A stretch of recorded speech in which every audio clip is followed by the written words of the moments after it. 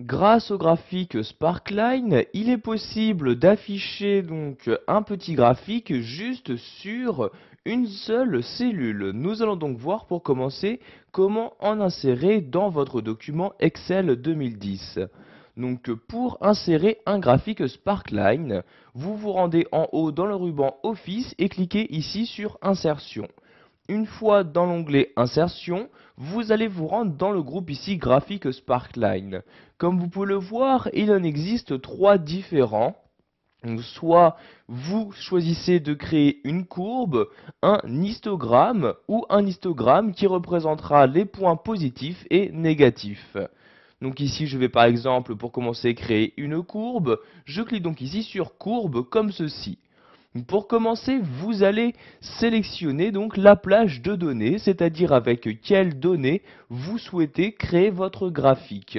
Donc je place bien mon curseur à l'intérieur de ce champ-là et je vais sélectionner ici ces données-ci, donc les données de l'émission de CO2.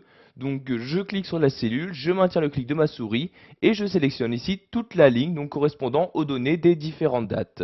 Je vais maintenant choisir la plage d'emplacement, donc sur quelle cellule je souhaite insérer cet histogramme. Je place donc ici donc, mon curseur dans cette partie-là et je vais par exemple ici l'insérer dans cette cellule-ci. Je clique donc dans la cellule comme ceci.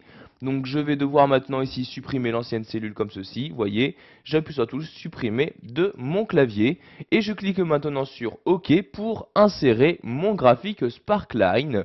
Et comme vous pouvez le voir, j'ai maintenant un graphique qui apparaît juste sur la cellule que j'avais sélectionnée.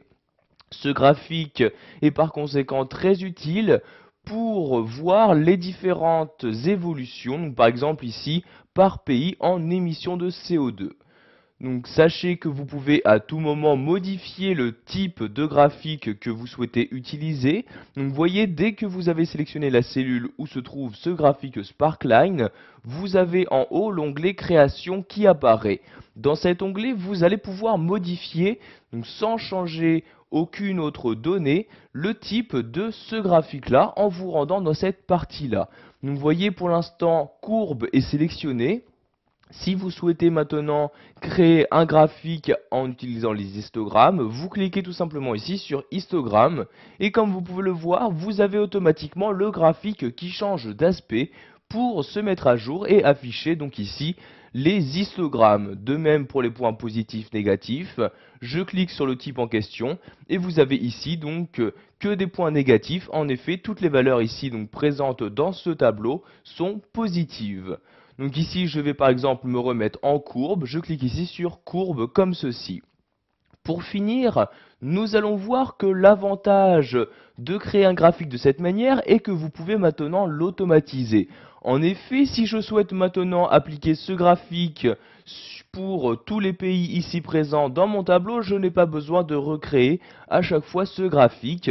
Il me suffit juste de l'automatiser. Donc pour ce faire, je sélectionne la cellule avec le graphique. Je me rends en bas à droite de celle-ci. Donc vous voyez maintenant mon curseur ressembler ici à cette petite croix. Une fois que c'est le cas, je clique.